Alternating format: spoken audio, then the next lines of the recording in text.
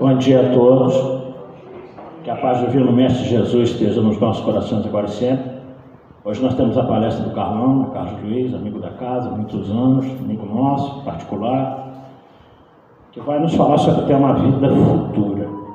Antes da gente passar a palavra para ele, como de costume, a leitura de uma página do livro Pão Nosso, Psicografia de Franciscano Xavier pelo Espírito Emmanuel, capítulo 63, intitulado O Senhor dá sempre. Uma fala de Jesus registrada em Lucas, capítulo 11, versículo 13. Pois se vós, sendo maus, sabeis dar boas dádivas aos vossos filhos, quanto mais dará o Pai Celestial, o Espírito Santo, àqueles que lhe pedirem. E aí Emmanuel explica esse ensino de Jesus.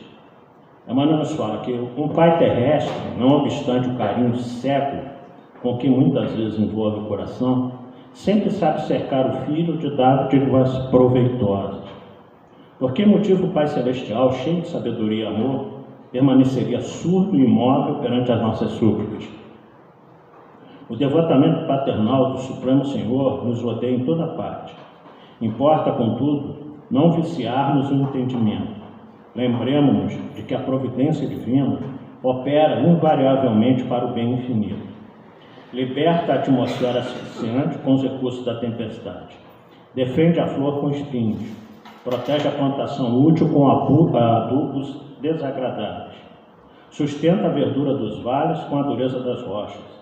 Assim também, nos círculos de lutas planetárias, acontecimentos que nos parecem desastrosos à atividade particular, representam escolhas ao nosso equilíbrio e ao nosso êxito, enquanto fenômenos interpretados como calamidades nas ordens coletivas constituem enormes benefícios públicos. Roga, pois, ao Senhor a bênção da luz divina para o teu coração e para a tua inteligência, a fim de que não percas no labirinto dos problemas, contudo, não te esqueças de que, na maioria das ocasiões, o socorro inicial do céu nos vem ao caminho comum, por meio de angústias e desenganos. Aguarda, porém, confiante, a passagem dos dias. O tempo é o nosso explicador silencioso, que revelará ao coração a bondade infinita do Pai, que nos restaura a saúde da alma por intermédio do espinho da desilusão ou do amargoroso elixir do sofrimento. Bom, o Senhor dá sempre, né? O problema é que nós, muitas vezes, como ele diz aqui, Emmanuel, a gente não sabe aguardar o Senhor do tempo. E que muitas vezes as calamidades, como ele diz aqui, os desastres, as tragédias, os sofrimentos, eles vêm para que a gente reflita, né, acerca da vida. São chamamentos à nossa vida de que alguma coisa está errada, de que alguma coisa precisa ser mudada. E muitas vezes nós pedimos a Deus livramento dessas situações, quando a gente deveria pedir força para passar por essas situações que nós merecemos ou necessitamos passar. É dar fé que a gente jamais desanime diante das dificuldades da vida, nunca nos esquecendo que vivemos num mundo de expiações e provas. Então, aqui é sofrimento mesmo, né? É burilamento do nosso espírito, com aprendizado muitas vezes de uma forma dolorosa. Tudo isso faz parte ainda do nosso atraso intelecto, sobretudo do nosso atraso moral. Então, jamais desanimar diante das dificuldades da vida, porque elas fazem parte do cotidiano de cada um de nós. Sabemos que muitas vezes é desanimador, sabemos que muitas vezes é difícil, a gente vê a conjuntura social aí, mundial, né? Às vezes dá um certo até medo mesmo de como as coisas virão, mas tudo está no controle de Deus. Se nós duvidarmos disso, a nossa religiosidade está em xeque. Se nós duvidarmos que Jesus toma conta do planeta, que Ismael toma conta do Brasil, aí a nossa religiosidade está complicada. Então a gente precisa acreditar um pouco mais. Precisa saber que tudo isso é temporário. Tudo isso que está passando aí, que está acontecendo, isso tem um tempo de início, meio e também de fim. E que nós sabemos que essa mudança do planeta pela qual está passando, né, tudo isso se resolverá, não no nosso tempo, mas no tempo de Deus. Né? Pedro já dizia com muita propriedade, um dia para nós, para Deus é 1000 anos. Para saber esperar 1000 anos, às vezes é difícil, porque para nós um dia já é sufocante, imagina esperar tanto tempo assim. Mas faz parte, ok?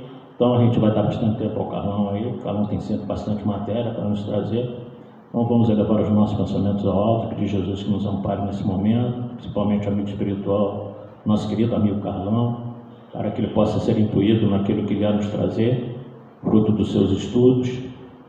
Com certeza mais uma palestra esclarecedora a todos nós, ainda mais com relação à vida futura. Que Nossa Mãe Maria Santíssima envolva todos os nossos corações nesse momento, no seu manto de amor e bondade. Ave Maria, cheia de graças, o Senhor é convosco. Bendita sois vós entre as mulheres, que bendito é o fruto do vosso ventre, nasceu Jesus. Santa Maria, Mãe de Jesus, rogai a Deus por nós, pecadores, agora e na hora do nosso desenlace. E assim, com essa prece, nós damos por aberto o nosso trabalho nessa manhã de domingo, com a palavra do nosso querido amigo Carlão.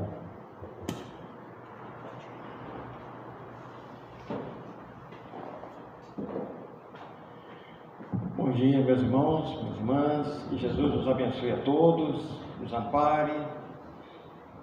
O nosso tema de hoje, eu considero um dos mais importantes na atualidade, quando nós tratamos dos ensinos de Kardec. Primeiro porque vem nos falar daquilo que é a nossa realidade. O Robson acabou de lembrar que nós vivemos num mundo de expiações e provas, nesse momento transitório pelo qual nós estamos passando, onde tudo acontece e tudo pode acontecer, claro que sob as bênçãos de Deus, e também de acordo com as necessidades de cada um de nós. Então, quando a gente fala desse tema, a vida futura, nós temos que lembrar, meus irmãos, e lembrar mesmo, que todos nós temos uma vida futura, todos nós, independente das nossas condições, independente das nossas situações, independente de tudo que passa na nossa vida.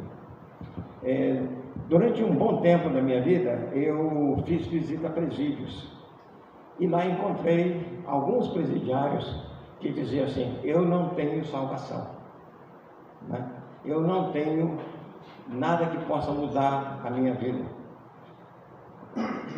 Tudo que eu quis fazer, eu fiz, e hoje estou assumindo as consequências. E a doutrina espírita justamente nos fala isso, da responsabilidade, por um lado, de tudo aquilo que nós fazemos, e por outro lado, das consequências. As consequências são essas situações em que nós nos metemos pedindo muitas vezes através das nossas provações e das nossas expiações. Nós sabemos, irmãos, que somos tão agraciados pela bondade de Deus, e esse bom Deus muitas vezes nos oferece as condições para que nós possamos vencer todas essas situações, né? Então nós colocamos como uma parte na abertura, lembrando que o homem sempre sofre as consequências dos seus maus atos, mas Deus, na sua infinita misericórdia, sempre permite que o homem resgate suas dívidas e assim trabalhe para a sua vida futura. Ou seja, Deus, onipotente, onisciente, Ele sabe das nossas capacidades, e sabe muitas vezes nós pedimos provações que as quais nós não vamos conseguir cumprir. Mas como nós temos o livre-arbítrio, Ele nos oferece essas oportunidades. O sentimento por uma existência melhor reside no foro íntimo de todos os homens. Esse ponto eu acho muito importante, muito interessante, porque somente a doutrina espírita tem a capacidade de deixar bem claro essa situação, né? Que nós temos esse sentimento de uma existência melhor. Todos nós almejamos isso, mas a doutrina espírita nos dá o embasamento para nós entendermos e para nós vivenciarmos isso.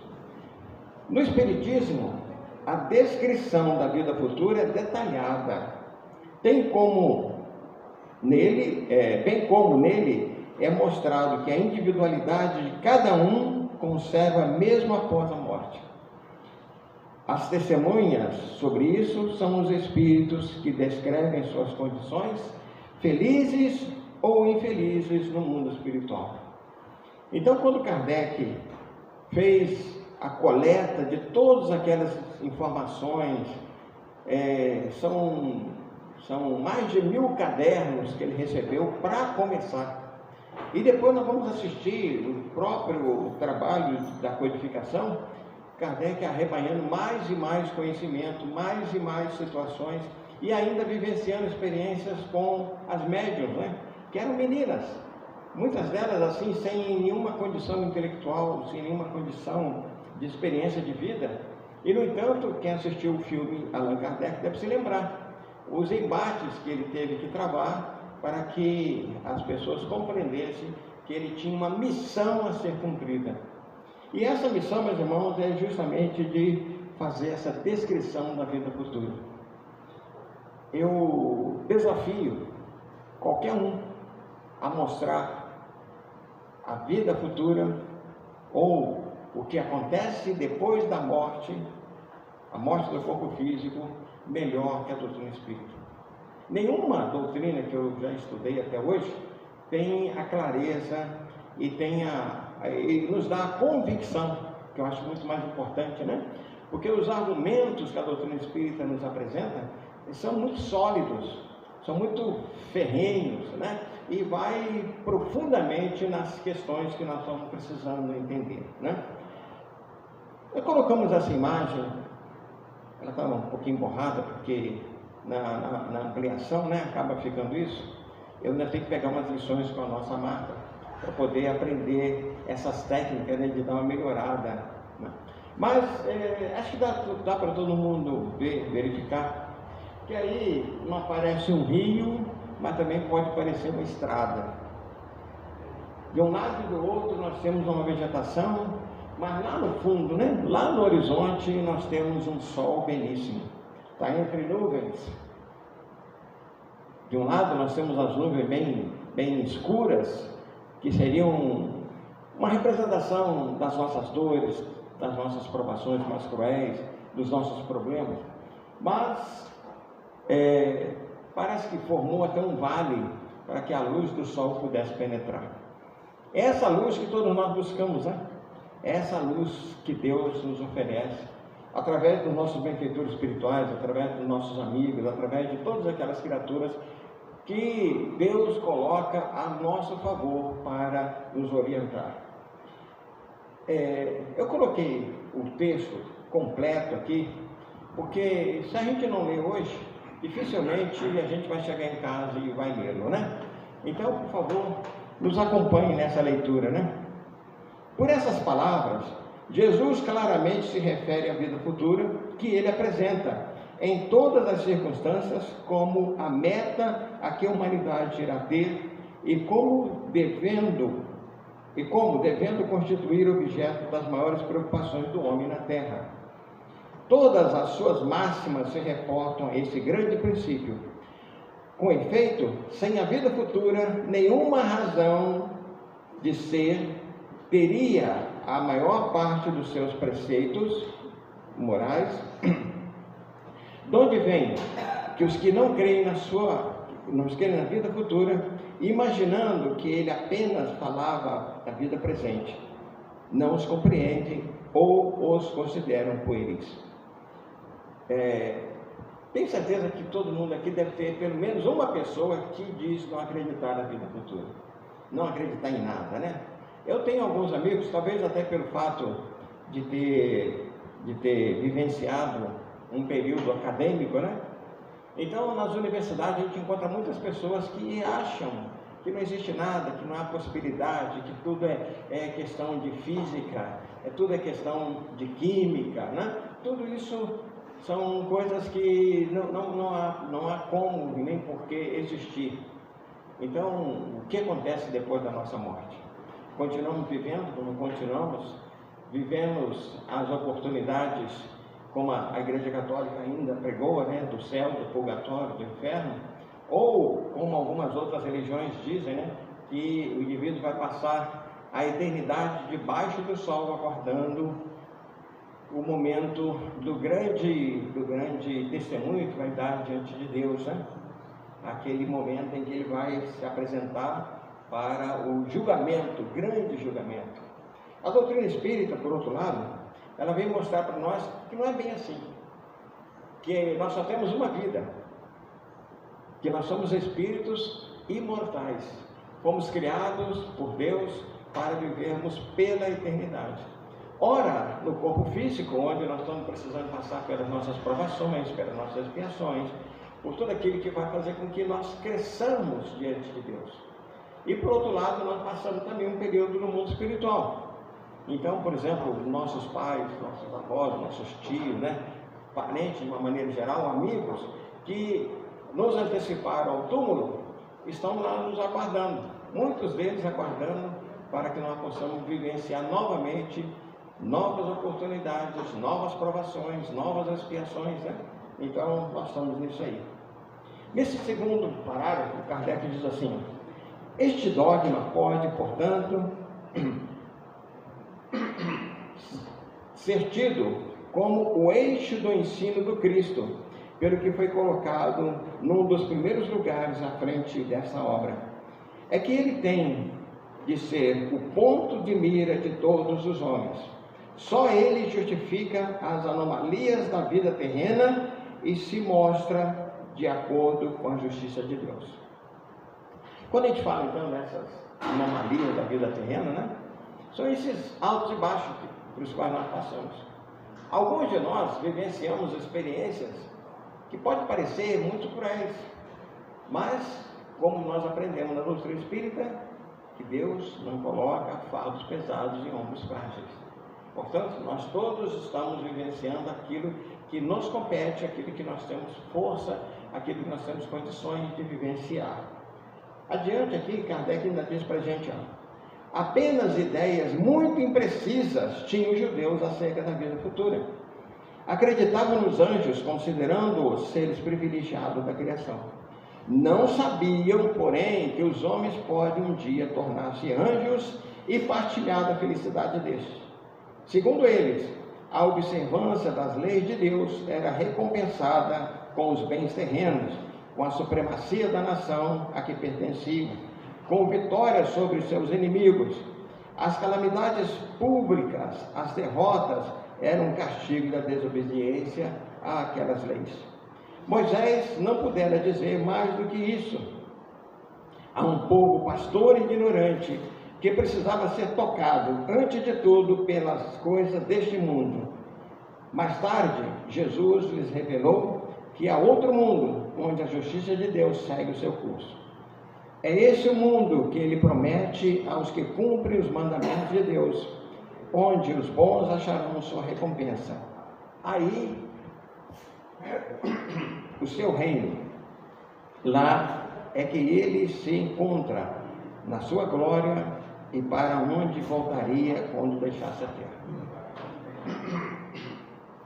Gostaria de destacar um ponto aqui, meus irmãos, que está se referindo justamente à história que está lá, está registrada, no Velho Testamento. Então, quando nós estudamos o Velho Testamento, nós vamos ver que Deus algumas vezes até é muito parcial. Porque se todos nós somos filhos de Deus, por que algumas pessoas, por que alguns povos recebiam o privilégio da presença dele, da constância dele, das promessas sendo cumpridas por ele? A doutrina espírita mostra para nós que não é bem assim, que todos nós, sendo filhos de Deus, somos tratados em pé de igualdade. A doutrina espírita deixa bem claro também que para chegarmos aos estágios superiores, como é citado aqui, da condição de anjo, só depende única e posso assim dizer totalmente de nós. Não depende de mais ninguém, só depende de nós. Nos tornarmos anjos, ou como dizia um grande escritor, nós podemos tornar-nos também demônios. Embora a doutrina espírita mostre que nós não temos a decadência, nós não temos a retrogradação, nós não voltamos a um ponto anterior. O máximo que pode acontecer é nós ficarmos no estágio, Ficamos sem subir, mas porque descer nós não podemos, Então nós ficamos estacionários. Desculpe, gente.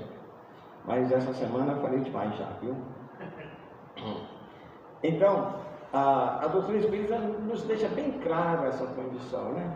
Nos mostra o quanto nós podemos fazer por nós mesmos. Vejamos mais um outro parágrafo aqui, que Kardec diz assim, ó: Jesus, porém, confirmando seu ensino com o estado dos homens da sua época, não julgou conveniente dar-lhe luz completa. Verdade isso, né? A luz tem que ser repartida, tem que ser doada, tem que ser mostrada de acordo com o nosso crescimento. Porque não adianta mostrar muita coisa se nós ainda não estamos aptos, né, a absorver aqueles ensinamentos. Então Jesus, na sua época, acabou prometendo, né? Eu vou voltar para o Pai e pedirei que mande o Consolador, que vos dará todas as explicações. Né? E foi o que aconteceu. 1800 anos depois, nós temos aí a presença da doutrina espírita, que está se espalhando pelo mundo como uma doutrina, como uma filosofia de vida, para nos esclarecer acerca de todos esses apontamentos, né?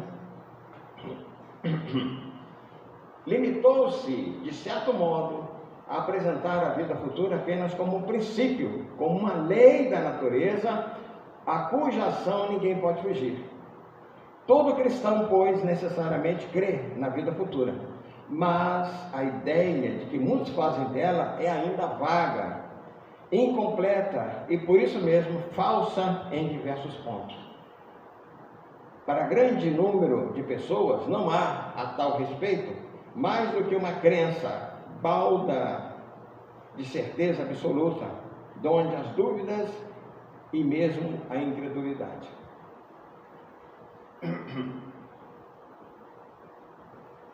Eu digo para vocês que eu tenho alguns amigos que dizem não acreditar em Deus. Tem um amigo que é grande professor de química e que ele diz que através da física e da química eles conseguem explicar toda a criação e todo o processo. Mas muitas vezes, quando nós estamos juntos, né, nós estamos conversando, eu costumo dizer para ele, né, que da mesma probabilidade, na probabilidade que existe de não ter nada depois da morte, há também a possibilidade de ter. Porque Deus não iria criar todo esse universo, todas essas condições, nos dar muitas vezes, e mostrar para nós esses altos e baixos da nossa sociedade, umas pessoas hiperinteligentes, né, e outras baldas, completamente, um menor apontamento de inteligência, né? Em compensação, nós vamos encontrar pessoas que recebem pela sua experiência, pelo seu trabalho, tudo, grande soma de dinheiro. E outros que lutam a vida inteira para ter o básico. Isso tudo está dentro das leis de Deus. Então, quando a gente mostra esses apontamentos, né, a gente vai chegando à conclusão de que mais cedo ou mais tarde esse meu amigo vai mudar a sua opinião. Eu tenho fé em Deus. Eu digo para ele, né, antes do seu desencarne, né, nós vamos ter a oportunidade de vê-lo concursando os livros da doutrina espírita, mostrando esses aspectos, né? Ele fala que não precisa disso, né? Mas ele tem eu acho muito interessante, é um trabalho social maravilhoso que ele faz, e nos ajudou muito numa das favelas que nós trabalhamos junto lá no Rio de Janeiro. Então, ele já tem a bondade encravada no seu coração, né? Isso é muito bom. Mais um parágrafo, e Kardec diz assim para a gente, para encerrar esse assunto da vida futura, né? O Espiritismo veio completar nesse ponto, como em vários outros, o ensino do Cristo, fazendo-o quando os homens já se mostram maduros bastante para aprender a verdade, Com o Espiritismo, a vida futura deixa de ser simples artigo de fé, mera hipótese, torna-se uma realidade material que os fatos demonstram, porquanto são testemunhas oculares os que descrevem as suas fases, nas suas fases, todas e em todas as suas peripécias, e de tal sorte que, além da impossibilidade de qualquer dúvida, a esse propósito, facultam a mais vulgar inteligência a possibilidade de imaginá-la, sob seu verdadeiro aspecto. Como toda a gente imagina um país cuja pormenorizada descrição leia. Ora, a descrição da vida futura é tão circunstancialmente feita, são tão racionais as condições, ditosas ou infortunadas, da existência dos que lá se encontram, quais eles próprios pintam, que cada um, aqui, a seu mau grado, reconhece e declara a si mesmo que não pode ser de outra forma, porquanto, assim sendo, patente fica a verdadeira justiça de Deus. Quase, eu vou dizer assim, a maioria dos espíritas jamais estudou um pouquinho de um livro chamado Céu e Inferno. É o livro menos lido pelos espíritas. Mas eu costumo dizer, sabe, se alguém tem dúvida, o ideal é começar pelo livro dos espíritos, que tem um conjunto de informações ali maravilhosas, né? Então, na primeira parte nós temos a Gênese, que vai ser estendida depois, né? Na segunda parte nós temos o livro dos médiuns, na terceira parte nós temos o Evangelho e na quarta parte nós temos o Céu e o Inferno. Ou seja, se a gente conseguir ler o livro dos Espíritos, nós teremos lido pelo menos um resumo dos 4 outros livros que formam o Pentateuco kardeciano. Pois bem, agora o ideal mesmo é você estudar cada um deles. E algumas vezes eu falo para algumas pessoas, né? Comece pelo Céu e Inferno. São pessoas assim, dessas que não acreditam em nada, que não querem acreditar, que não querem ver, né? Começa pelo Céu e Inferno, então. Porque quando ele começa a pegar aquelas informações ali, eu tenho certeza, e a grande maioria aconteceu isso, né? De mudar de ideia, de mudar de comportamento. Então o livro do Céu e Inferno, ele é maravilhoso, porque nos mostra esse outro lado da vida e como é que a coisa acontece, como é que se situa, né? Tudo isso aí. Tudo bem? Se alguém tiver alguma dúvida, alguma pergunta, por favor, faça, né? Ou então se cale até a próxima. Colocamos aqui algumas considerações, meus irmãos. Há um capítulo no livro Obras Póstumas, que é outro livro que a grande maioria também das pessoas nunca viu, né? Obras Póstumas. Obras Póstumas é um conjunto de trabalhos que Kardec fez, que Kardec não teve condições, não teve tempo, né? Porque Kardec desencarnou muito cedo. Ele não teve tempo de colocar, de fazer mais um livro. Mas os editores juntaram todas aquelas informações e fizeram esse livro chamado Obras Póstumas. Lá tem também a vida futura, que deveria ser cuidadosamente estudados e sobre o qual nós, espíritas, deveríamos refletir muito profundamente, a fim de entendermos, tanto quanto possível em nosso presente estágio, a filosofia de vida que nos oferece o Espiritismo no sentido de facilitar a nossa caminhada evolutiva. Filosofia de vida, né? Como nos cantou, né? Um grande poeta e um grande cantor, né? Filosofia, eu quero uma para viver. Então a doutrina espírita é a filosofia de vida que nós podemos e devemos escolher para a nossa vida. É muito importante isso. E o Deolindo Amorim nos apresenta o seguinte: o Espiritismo é para nós uma filosofia de vida, não é simplesmente uma crença. Todos nós que já conhecemos um pouco mais profundamente a doutrina espírita, sabemos disso, né? É a nossa, não é só crença, né? Eu não só creio, mas eu procuro viver. Então, uma filosofia de vida. Ainda tem mais, né? Kardec nos adverte, por muito sólida que seja a crença na imortalidade, o homem não se preocupa com a sua alma senão de um ponto de vista místico. Essa é uma realidade. A grande maioria das pessoas que a gente conhece começa a se preocupar com relação à morte quando está próximo dela. Muitas vezes o indivíduo já está de cabelinho branco, né? Já está meio encarquilhado, já cheio de problemas e tal. Aí quando começa frequentemente a visitar o médico, aí ele começa a perceber que ele é um ser frágil e que ele tende a desencarnar a qualquer momento, né? Então ele começa a buscar a religião. Quantas e quantas pessoas, eu tenho certeza que vocês conhecem pessoas que passaram uma vida inteira longe dos templos religiosos, longe da filosofia religiosa. E aí quando está se aproximando da morte, aí começa a mudar os seus comportamentos, mudar a sua vida, né? E aí tem muitos desses nossos irmãos que acabam entrando para as igrejas evangélicas, elas captam melhor a ideia, né? Elas têm uma capacidade de acolher melhor essas pessoas, né? Aqui na doutrina espírita, pelo fato de nós aceitarmos mais a questão do livre-arbítrio, né? Nós temos essa questão, deixar que o indivíduo faça a sua escolha. Tanto assim que Kardec nos chama a atenção para que nós não façamos prosélitos, né?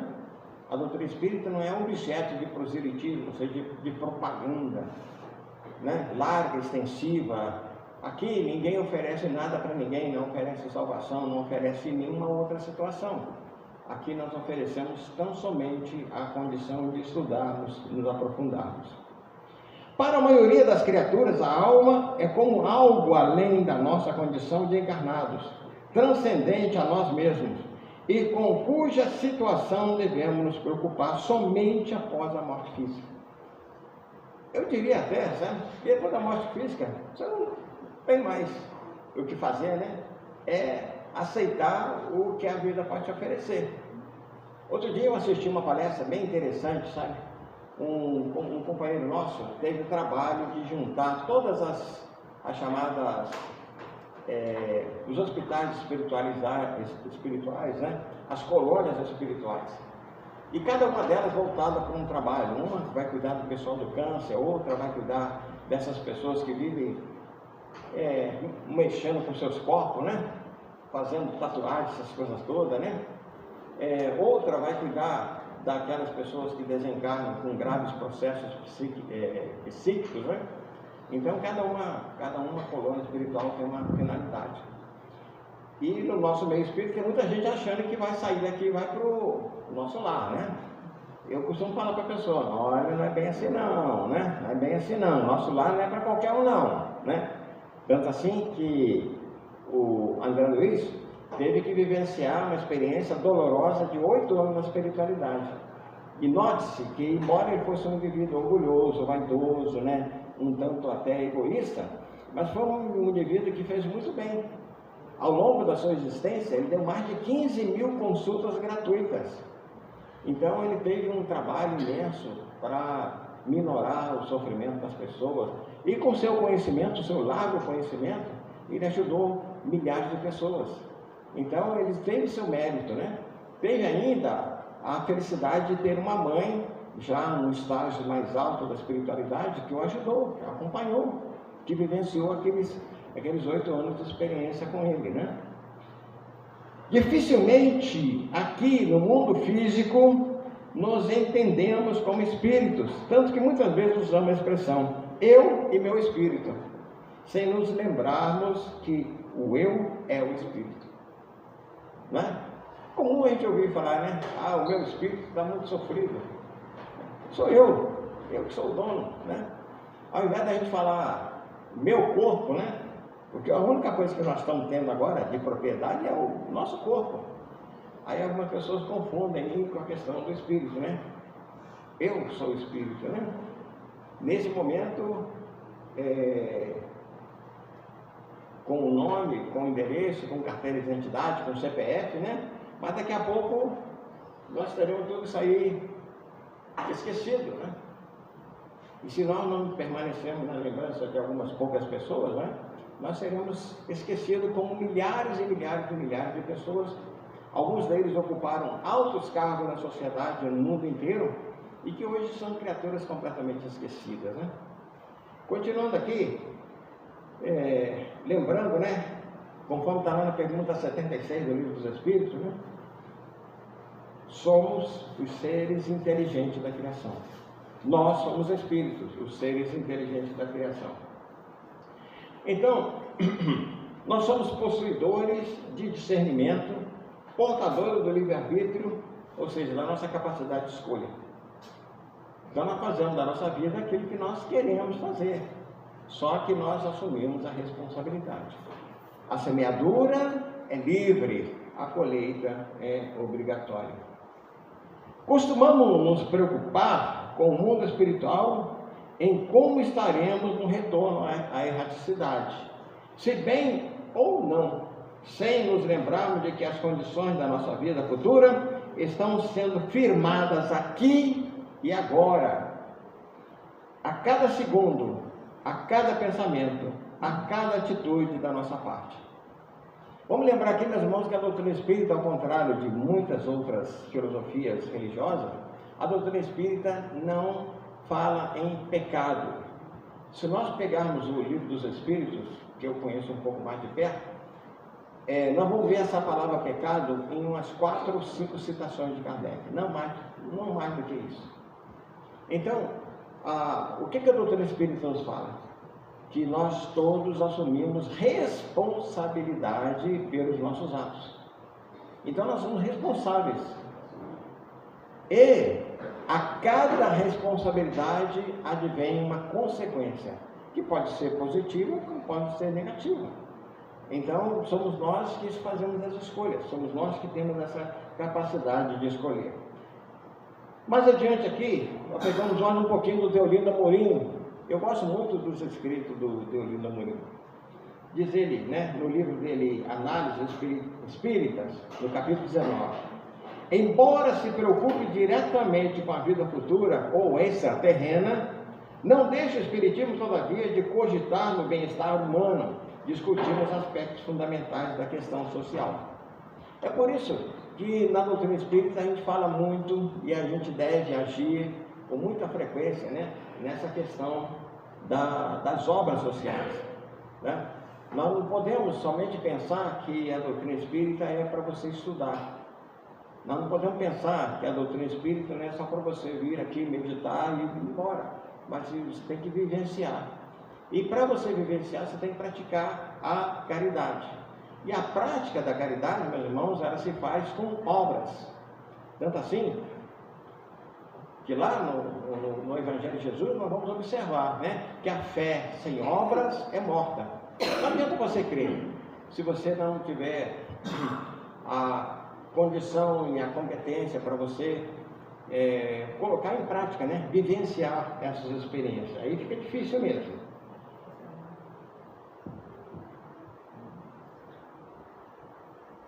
Deolinda Amorim, naquele mesmo livro, no capítulo intitulado Definição e Opção, diz assim: se a doutrina é assim, se ela nos predispõe ao trabalho de ajuda moral e material, sem qualquer discriminação, está bem visto que também se interessa pelo mundo, pelo homem e pelas condições terrenas. Então, essas situações que o mundo atravessa, de guerras, nós devemos nos preocupar com as guerras, porque por hora essa guerra está longe, mas quem garante que ela não vai atravessar as fronteiras e vai nos atingir? Algum tempo atrás, quando a Covid apareceu, muita gente achou que a Covid ficaria lá na China, ficaria na Europa ou ficaria nos Estados Unidos. Não, ela entrou através das nossas fronteiras e aqui fez 760 mil vítimas, 760 mil pessoas que desencarnaram. Proporcionalmente, um número grande de pessoas em relação à nossa população. Mas nós sabemos que todo mundo que desencarnou estava dentro da linha provacional delas, a linha de merecimento. E como nós também escolhemos o nosso gênero de morte, como é que nós vamos morrer? Provavelmente muitos de nós escolhemos a morte através da Covid, Como temos uma série de outras doenças. Todos os dias morre pelo menos uma pessoa conhecida da gente de coração, ou de problema renal, ou de um problema qualquer outro. Mas todos os dias acaba acontecendo isso. Deduzimos dos ensinamentos que a nossa vida futura está intimamente ligada à nossa existência presente. Alguém tem dúvida disso? que nós estamos colhendo hoje, o que nós plantamos ontem. Tanto assim que no livro dos Espíritos, a gente sabe que através das nossas provações, através das nossas expiações, né, muitas vezes nós podemos até deduzir o que nós fizemos, as bobagens que nós fizemos, os crimes que nós cometemos contra as outras pessoas ou contra nós mesmos, ou contra a justiça divina. Então, todos nós temos estamos colhendo, né? E também, da mesma maneira, nós estamos plantando, nós estamos lançando as sementes. Então, nós estamos vivenciando tudo isso aí. Considerando-se que a cada decisão, cada escolha, cada gesto, cada palavra, cada pensamento projeta instantaneamente no futuro uma conquista ou um compromisso. Pesado isso, né? Cada pensamento. Porque nós aprendemos, meus irmãos, que nós podemos, vou usar aqui a palavra lá dos nossos irmãos da Igreja Católica, né? Nós podemos errar, nós podemos pecar por pensamentos, por palavras, por obras e pelas nossas omissões. Então não há escapatória, é uma ou outra. Nós estamos sempre, e cada um desses atos, como está escrito aqui, cada escolha, cada decisão, cada gesto, cada palavra, cada pensamento projeta instantaneamente no futuro, e aí o detalhe, fica gravado no espírito. Mesmo que nós saiamos desse planeta e vamos habitar um outro orbe no universo, nós iremos carregar as nossas mazelas. Nós iremos carregar isso, porque ela está gravada no espírito. Ao contrário de determinadas situações que ficam gravadas no perispírito, que quando nós deixarmos esse mundo, nós não levaremos. Mas iremos em condições de, estando num outro plano, a gente criar o nosso próprio corpo, né? Nosso corpo mental nesse outro plano. A lei de causa e efeito, uma das ferramentas da lei do progresso, é inevitável e intransferível, dadas as circunstâncias que não são regidas pela fatalidade, mas sim pelo determinismo. Pode-se atenuar o efeito mediante um procedimento mais esclarecido ou acentuá-lo, se insistirmos em posturas equivocadas. Eu tinha montado uma palestra diferente, mas ontem, aliás hoje já, 00:30 mais ou menos, sabe? Eu estava revisando, aí alguém falou no meu ouvido, né? Joga fora esse trabalho e vamos fazer outro. E eu, como sou um menino obediente, comecei a fazer. E eu terminei exatamente às 4h10 esse trabalho que eu estou apresentando para vocês. Não é meu. Muitas dessas coisas aqui, o Robson, que é meu parceiro já de muitos anos, a gente, quando íamos estudar, a gente abria em cima da mesa dezenas de livros, né? Aqui tem, ali tem. Alguma vez eu não conhecia todos os livros, mas aquela intuição, abra, né? E alguma vez no abrir o livro já caía na página. E alguma dessas coisas aqui, por exemplo, há muito tempo que eu não pegava livro do meu livro, que eu tenho na minha biblioteca. Abria, bom, é aqui, a gente encaixa, né? Então, os bons amigos espirituais, né? Amigos dessa casa aqui, eles são muito bondosos comigo, né? Porque dentro da nossa ignorância, dentro das nossas dificuldades, eles sempre estão nos ajudando. Porque é a maneira que nós temos de ajudar outras pessoas, né? E por isso que esses esclarecimentos aqui possam ser úteis a cada um de vocês que está aqui presente, né? O salão hoje está praticamente cheio, né? Ou então fora daqui, que vão assistir mais tarde essa nossa apresentação. Mas duas palavrinhas chamam-nos a atenção nesse parágrafo, né? O primeiro é a questão do determinismo, né? O determinismo. Quando a gente fala no determinismo, meus irmãos, é o seguinte: quando nós assumimos um compromisso, ele vai acontecer, querendo ou não, aceitando ou não. Por isso que nós podemos falar com toda certeza, né? Chegada a hora da morte, ela vai acontecer, de uma maneira ou de outra, ela vai acontecer. Chegada a hora que nós temos que passar por uma provação, vai acontecer. Nesse momento, o mundo espiritual faz uma pesagem, né? Faz uma sondagem, analisa o que você já fez. Aquilo que dá para substituir, aquilo que dá para subtrair, aquilo que dá para minorar o seu sofrimento, ele apresenta. Todo mundo conhece a história daquele homem que era trabalhava numa serraria, né? E é espírita, bondoso, trabalhador e tal, e perdeu um dedo. E ficou todo mundo, oh meu Deus, ele é tão bom, não sei o que e tal, e acaba perdendo um dedo no acidente. À noite, quando ele vai ao centro, o espírito falou, hoje você cumpriu aquilo que estava determinado para você. Porque nessa encarnação você deveria perder o braço, porque na encarnação passada você enfiou o braço de um escravo numa moenga, né? Numa moenda. Então triturou o braço dele. Então nessa encarnação você pediu e você teria no acidente, né? O seu braço seria decepado. Mas você fez tanta coisa boa ao longo desse tempo, né? Que hoje, na hora de fazer a contagem, né? Dos pontos positivos e do ponto negativo que tinha lá atrás, só sobrou o dedo. Talvez se demorasse mais um pouquinho, talvez nem o dedo perderia. É por isso que muitas vezes tem determinadas pessoas que têm que passar por uma determinada situação, né? Por exemplo, um câncer, que deveria atingir aos 40, aos 30, aos 50 anos, vai atingir quando o camarada está com 80, 90 anos. Vocês conhecem pessoas assim, né? Por quê? Porque durante a vida dele, provavelmente, ele foi protelando. Os espíritos foram protelando a consumação disso. Então, a doutrina espírita deixa bem claro para a gente esse ponto, né? Então, nós podemos atenuar o efeito ou podemos acentuar. Vai depender de nós, vai depender das nossas atitudes, né? É por isso que, por exemplo, o indivíduo que está preso, se ele tiver um bom comportamento, atenua, dá-lhe condições de pedir a saída mais cedo.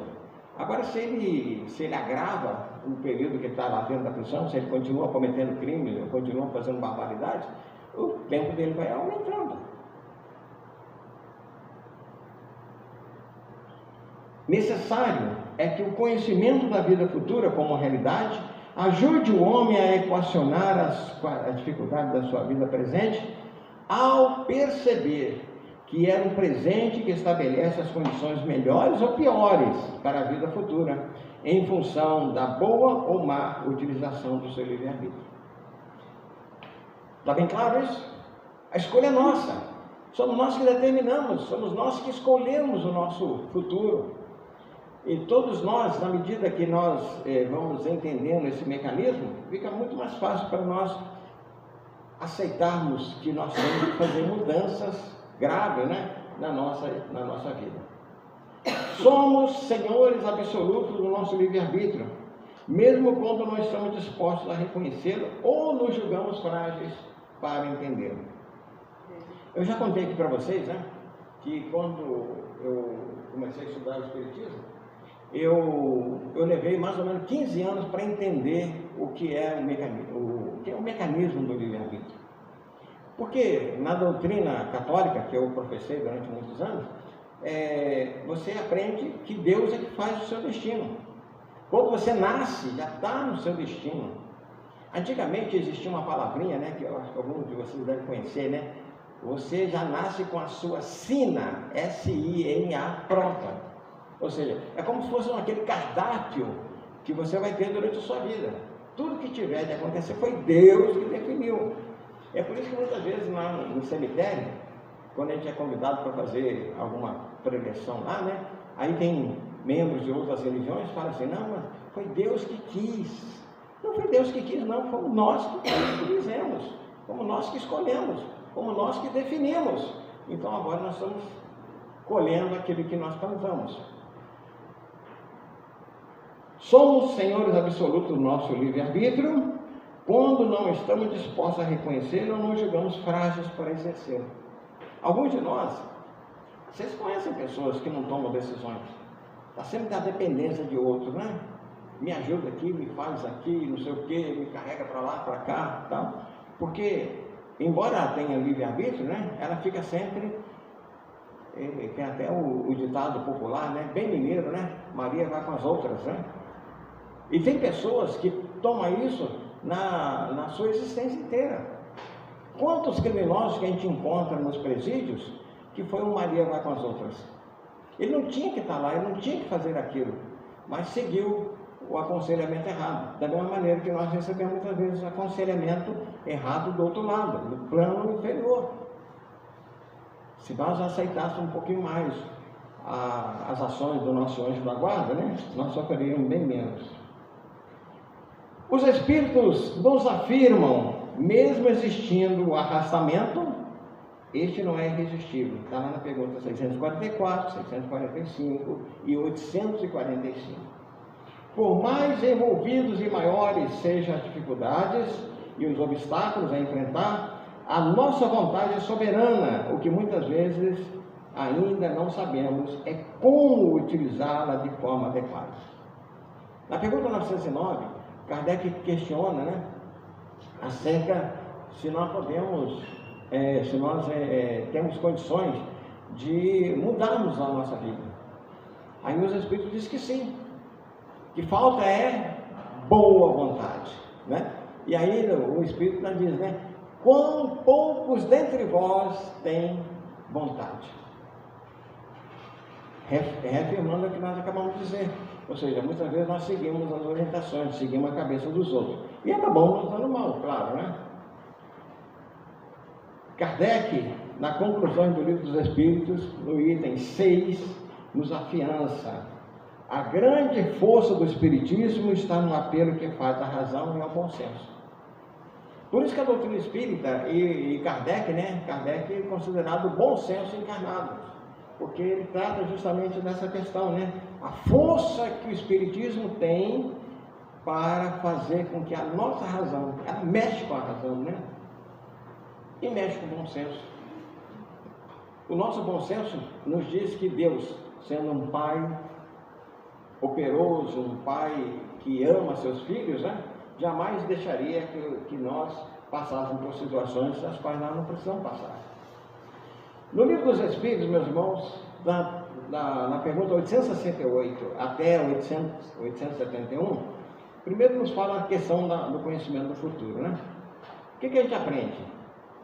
O conhecimento do futuro, nós muitas vezes não podemos ter acesso a ele, porque poderia modificar a gente, modificar o nosso comportamento. E aqui eu afirmo, quantas e quantas pessoas, eu tenho certeza que alguém aqui conhece alguma história de pessoas que foi uma cartomante, que foi um desses leitores de cartas, essas coisas todas, e que foi o que aconteceu? Mudou a vida dela, alguma vez para pior, porque quando o indivíduo não sabe o que está para acontecer, e algumas vezes lá nesses lugares mostra o que pode acontecer, as pessoas acabam se perdendo. Então, quando nós não sabemos, nós nos tornamos mais humildes, nós nos tornamos mais tolerantes, mais acessíveis ao mundo espiritual superior. Porque quando entra a informação em nós, muitas vezes o nosso orgulho, a nossa vaidade, o nosso egoísmo, a nossa malquerença, eu não quero isso, né? E vai. E muitas vezes as pessoas acabam mudando as suas vidas. Os acontecimentos presentes têm causa na vida passada, né? Todo mundo ninguém tem dúvida disso, né? Os acontecimentos futuros têm como base nossas ações no presente. O que vai acontecer conosco amanhã, nós estamos determinando hoje. As existências são somente planejadas, atentem bem para esse detalhe. Quando nós estamos no mundo espiritual e fazemos o nosso planejamento, né? Primeiro, no mundo espiritual, meus irmãos, não tem atropelamento. Não tem atropelamento, que eu estou dizendo aqui, é você fazer as coisas atabalhoadamente, né? Tudo tem um planejamento, tudo segue um planejamento exaustivo, com muita antecedência.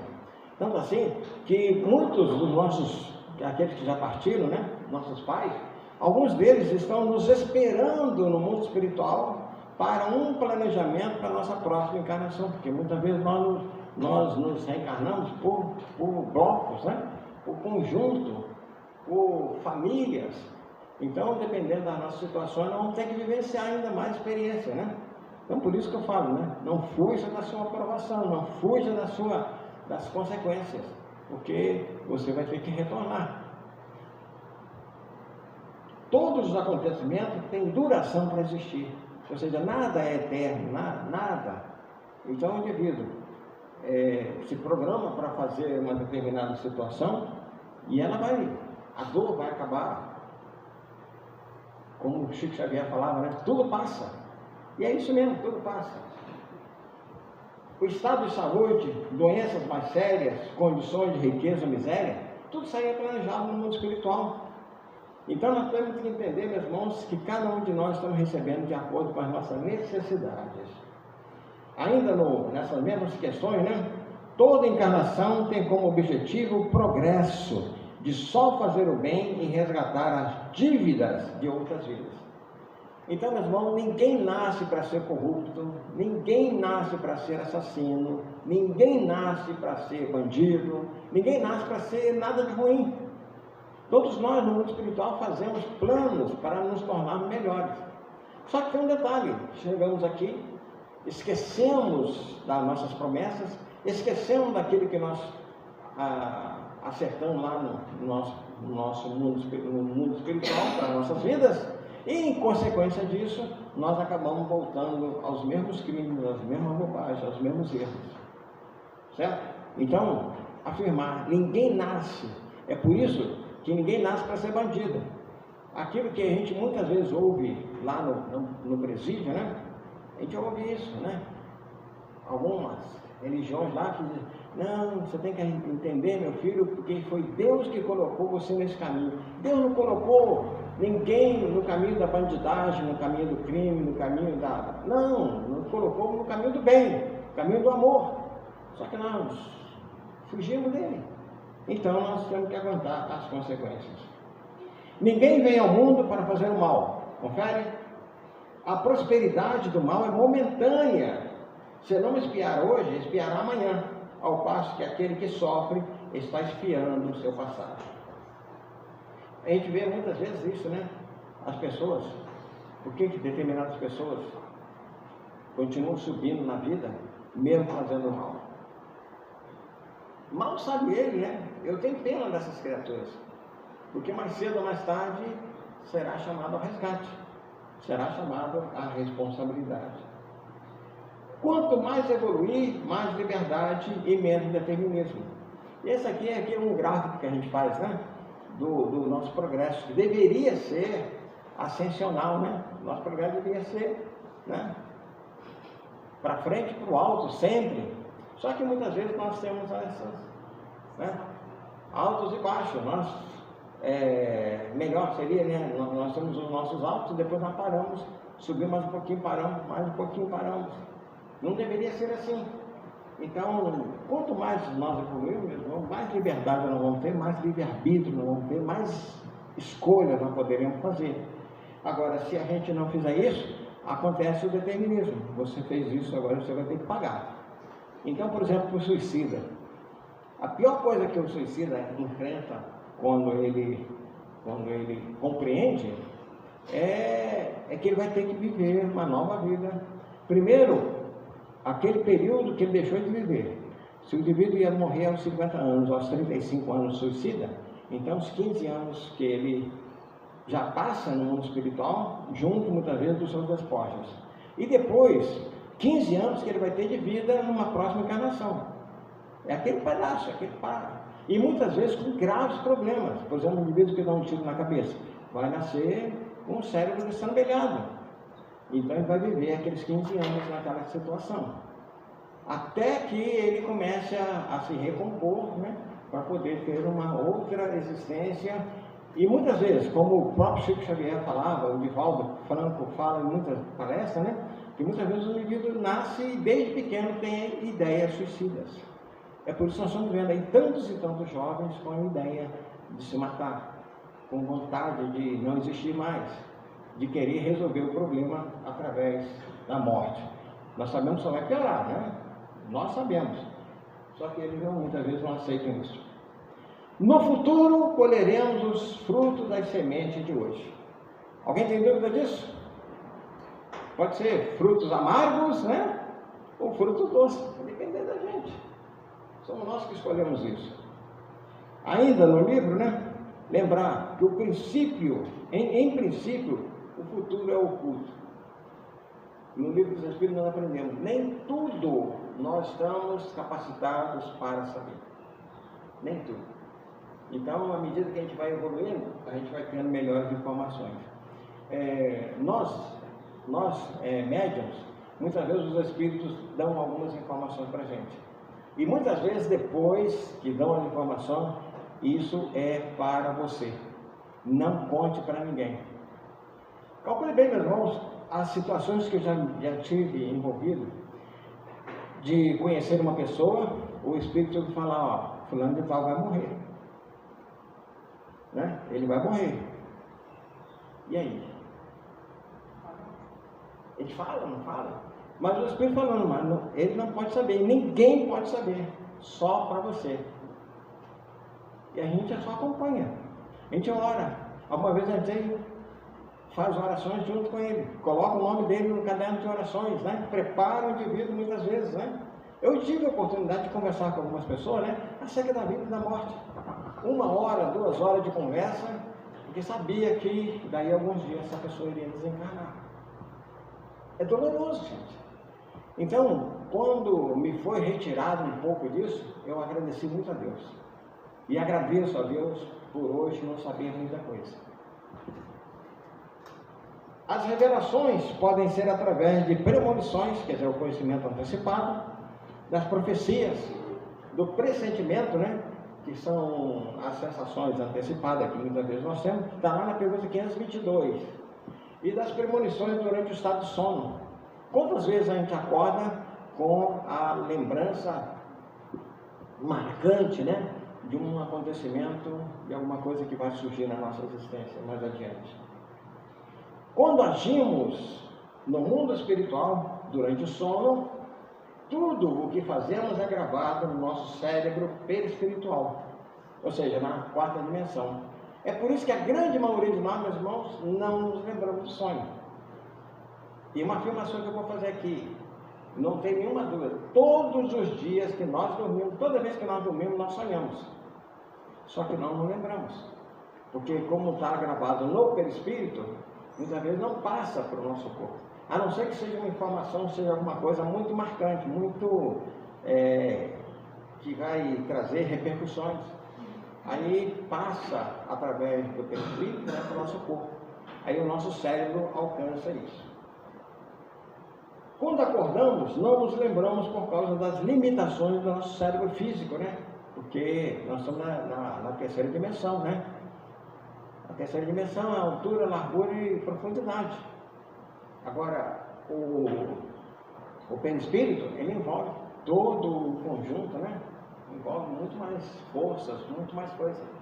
Agora, na medida que nós fomos evoluindo, nós vamos para dimensões mais sublimes ainda. É por isso que muitas vezes nós já estamos falando aí das crianças que estão nascendo já com a capacidade de captar o pensamento, né? De fazer a telepatia, sem esforço nenhum. Coisa que hoje ainda nós dependemos de um certo esforço, né?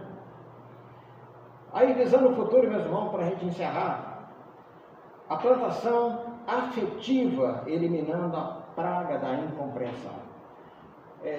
Vocês já ouviram falar desse nome aí? José Datrino? Não? Ah, tem certeza que conhece. Foi o homem que criou uma frase chamada gentileza gera gentileza. O profeta gentileza, né? No dia 13 de novembro é conhecido mundialmente como o Dia da Gentileza, né? A data foi cunhada primeiramente em 1996 no Japão e foi oficializada no ano de 2000. Gentileza é essa característica humana que engloba bondade, generosidade, amor e afeto. A qualidade de ser gentil, de ser acolhedor, doador, amável, um aspecto a ser celebrado, a ser construído em cada um de nós. Meu irmão, seria ótimo, seria maravilhoso se nós tivéssemos um pouquinho de gentileza. Alguns de nós têm, mas um pouco mais de gentileza, um pouco mais dessa virtude tão importante. E que precisou, né, desse homem passar por tanto sofrimento, tantas angústias, né? E eu me considero assim um privilegiado, porque eu tive a oportunidade de encontrar com ele 3 vezes, de poder conversar com ele nas ruas do Rio de Janeiro por 3 vezes. Então, eu me considero assim privilegiado por ter abraçado um homem, não vou dizer um homem santo, mas um homem que foi santificado pelo seu trabalho, pela sua andança pelas ruas do Rio de Janeiro, né? Aquele estandarte que ele carregava, a roupa branca que ele usava, né? Quem teve a oportunidade de andar pelas ruas do Rio de Janeiro, né? Ali na Cinelândia, algumas vezes pela Central do Brasil, né? E era interessante, né? Que muita gente chamava de maluco, né? Aí ele falava, né? Eu sou maluco por te amar, né? Você é um louco, não sei o que, né? Tal. Eu sou louco porque te amo. Quer dizer, ele retribuía com uma gentileza as barbaridades que ele ouvia, né? Então, teve uma vez que uma das vezes que eu vi, ele estava com a roupa manchada de tomate, né? Que foi jogado contra ele. Quer dizer, um homem que não fazia mal para ninguém, um homem que estava ali distribuindo bondade, carinho, atenção, né? E tal. Mas tem sempre umas pragas no mundo, né? Que vão precisar passar por sofrimento, por angústia, por uma série de problemas, para poder acordar, para poder despertar. Respeito a toda e qualquer criatura de Deus. É isso que nós precisamos fazer. Então, esse negócio de as pessoas quando botam fogo numa mata, não sabe os milhões de seres vivos que estão sendo mortos. Milhões. Eu diria para vocês que em cada metro quadrado de uma mata, você vai encontrar pelo menos 80 mil seres criados por Deus diferentes, além das próprias plantas. Agora, quando você coloca fogo, como tem colocado aí no Brasil, milhares de quilômetros quadrados, né? Quantos animais morrem, quanta vida se extingue. E a natureza leva, muitas vezes, dezenas de anos, né? Talvez até um século para se recompor. Busca, essa é uma observação importante, busca pelos credores de outras eras. Aquilo que Jesus falava, né? Fazer as pazes com os vossos adversários enquanto estás a caminho com ele. Não condenar. Com a mesma medida que nós medimos, nós seremos medidos. Então a condenação, meus irmãos, é terrível. E nós não estamos aqui para isso, né? Nós não somos juízes para condenar ninguém, né? Cuidar das nossas fraquezas. Saber quais são as nossas fraquezas. É isso que vai fazer com que a nossa vida futura seja melhor. Sabendo o que nós estamos fazendo. Pergunta 919 do Livro dos Espíritos. Conhece-te a ti mesmo. Observar onde é necessário ter compaixão. Eu até coloquei em destaque essa palavra, porque essa semana vocês viram a episcobispa, né, lá de Washington, o sermão que ela fez, e como despertou a ira no presidente americano quando ele ouviu que era para ele ter compaixão para com os imigrantes, né? Acho que todo mundo deve ter assistido isso, né? É lamentável, mas é a nossa realidade. Porque a palavra de compaixão, comiseração, misericórdia, meus irmãos, ainda causa muito dissabor para muitas pessoas. É terrível isso. Não comparar pela nossa capacidade de resistência. Cada um de nós já estamos aptos a aguentar determinadas provas, a outra pessoa não. Então não podemos comparar com as outras pessoas. Use sempre a misericórdia com quem caiu. Por isso que Jesus fala, né? Tende misericórdia para com os criminosos. Da mesma maneira que aqueles que estão lá presos, nós não podemos. Nós não sabemos por quê. Em uma determinada condição, determinada situação, nós podemos cair também. Então vamos ter comiseração, vamos ter misericórdia para com os criminosos, porque quem sabe nós já fomos um também, né? dá testemunho da força moral. Nós que já adquirimos um pouco de conhecimento, meus irmãos, nós temos que dar testemunho disso. Eu vejo muitos companheiros espíritas envergonhados de serem espíritas. Envergonhados de serem espíritas. E aí, quando pergunta, né? Alguma vez eu provoco, né? E tem pessoas que falam assim, fica sem jeito de falar que é espírita. Se você professa uma fé, assuma. É por isso que muitas vezes nós estamos tendo problemas sérios no nosso meio espírita por causa disso. Busca sempre levantar, recuperar, restaurar. Esse é o trabalho social que a Casa Espírita pode e deve fazer, né? Nunca menosprezar. Não ao escárnio, né? Você vilipendiar uma pessoa, é terrível. Não às punições, não somos juízes, nem carrasco, né? Lembrar Jesus, né? Atire a primeira pedra. Cada um assume a responsabilidade dos seus atos, todo mundo, acho que ninguém tem dúvida disso, né? Tudo no universo obedece às regras de disciplinas e observar a cautela em cada ato para não se arrepender. E aqui, meus irmãos, a nossa última. Nesses tempos difíceis, busquemos conservar bom humor. Eu vejo tanto espírita carrancudo aí, sabe? A gente encontra com alguns que estão com aquela cara amarrada, sabe? Aquela cara trincada. Terrível isso. Não combina com o espírita, gente. O espírita devia estar sempre sorridente, né? Sorridente e belo. Porque ele está livre, leve e solto para viver a vida. Ele sabe das consequências disso. Então o bom humor é fundamental. Tolerância, né?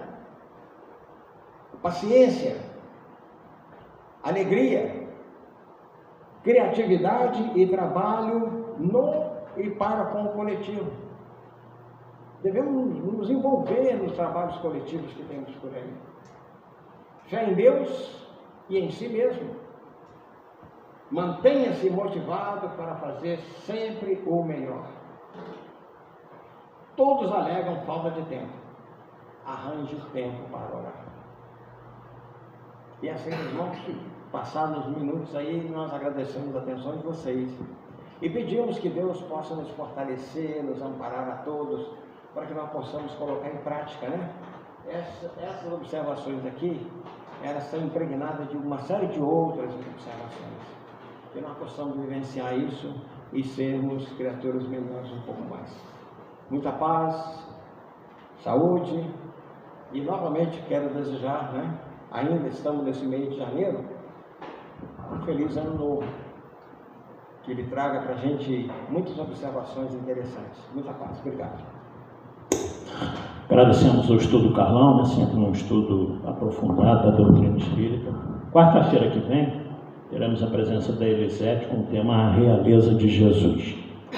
Lembrando a vocês que domingo que vem nós vamos abrir o mês de aniversário da casa, aparece com Guirlizone, ok? Esse mês de fevereiro nós estamos aí com 4 oradores de fora de Volta Redonda. O João Luiz do Nascimento de Cachoeira Paulista, no dia 16 de fevereiro, um domingo, que é a data mais próxima do nosso aniversário, dia 18. E 18 de fevereiro, então, essa casa comemora 74 anos de fundação. Segunda casa mais antiga da cidade de Volta Redonda.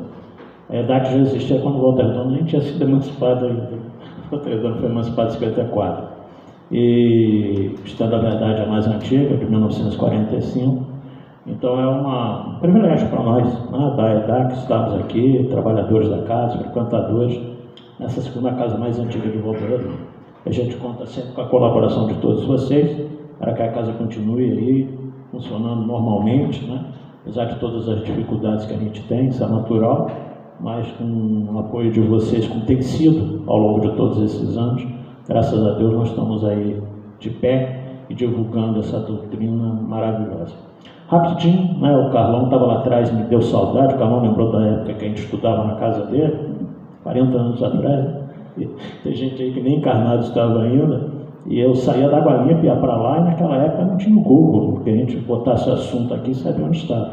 Foi aquilo que o Carlão falou. Então o Carlão, por intuição, já era um estudioso da doutrina, eu, neófito, né, apenas um aprendiz. Ele falava, acho que está no livro tal, e abria aqueles 6, 8 livros e a gente começava a pesquisar. E quando a gente ia ver o horário, era 1h30 da madrugada. E eu tinha que ir para Guarani para dormir, para acordar às 6h30 para trabalhar. E à época as nossas esposas lá na sala, porque a mulher tem sempre assunto, né? Conversando. Daqui a pouco eu falava, Carlão, nós estamos muito quietas lá na sala, né? Vamos olhar? E a gente chegava lá, estavam as duas dormindo, né? Babando no sofá, encostado uma na outra. Eu falava que ele está na hora da gente ir embora. Eu saí muitas vezes da casa dele, 1h30, 2h da madrugada. Por que eu estou dizendo isso? Porque às vezes as pessoas falam, né? Eu já ouvi isso, Carlão, várias vezes. Nossa, vocês têm bastante conhecimento da doutrina, mas não lembram, não sabe, né? O esforço que nós fizemos para conhecer um pouco. Eu considero que eu sei muito pouco da doutrina. Mas é isso. Então, quer conhecer, tem que estudar. Não tem jeito. Essa casa aqui sempre prezou pelos estudos. A Martinha deu até o final do ano passado, estudo sistematizado, que eu fiz aqui durante 25 anos ininterrupto, né? Nós temos o estudo da mediunidade, então o estudo aqui não falta. Na segunda-feira, o estudo do Evangelho com Max. Conhecimento só vem através de estudo. Palestra é muito pouco tempo, é um chamariz, a nossa necessidade de aprender, de estudar. Então não tem jeito, aqueles que querem conhecer realmente têm que se dedicar um pouquinho mais aos estudos. Esse ano, o estudo sistematizado, na quinta-feira está passando por encargo do Rogério, a Marta vai continuar na quarta-feira à tarde, 3h30, né? Às 16 horas. Às... Agora é dia 4. Isso, é um estudo aprofundado, né? Da doutrina. Do Espiritismo, do Evangelho segundo o Espiritismo. Do Evangelho segundo o Espiritismo, às 16 horas, tá? Quem está aposentado aí, está com a vida mansa, pode vir aqui às 16 horas. Mesmo, né? Oi? É para esse público mesmo, pessoal que Isso. já está aposentado, pessoas que não estudam à noite, pode vir à tarde, que geralmente a gente para às 5 horas, 5 e 15 no máximo. Eu não é para estar na presença dela não, mas ela articula muito bem os estudos dela, né? Ela embasa com vídeos, com uma série de coisas. Tá? Tá de parabéns. Então é isso aí, pessoal. Então vamos encerrar a primeira parte, depois tem aquele café fraterno lá fora, como de costume. Hoje é só café mesmo, o tio Miguel não apareceu, não trouxe chave. Nós tem café lá, bolo, biscoito, ok? Então vamos encerrar essa primeira parte, agradecidos a Deus por essa oportunidade, passar para a segunda na Câmara de Paz. Que Jesus possa amparar a todos vocês que estão aqui no salão, casa cheia hoje, graças a Deus, e aqueles que estão nos assistindo ao vivo aí pelas mídias sociais. Pai nosso que está no céu, santificado seja o vosso nome, venha a nós o vosso reino, seja feita a vossa vontade, assim na terra como nos céus. O nosso de cada dia nos dai hoje, perdoai as nossas ofensas, assim como nós perdoarmos a quem nos tem ofendido.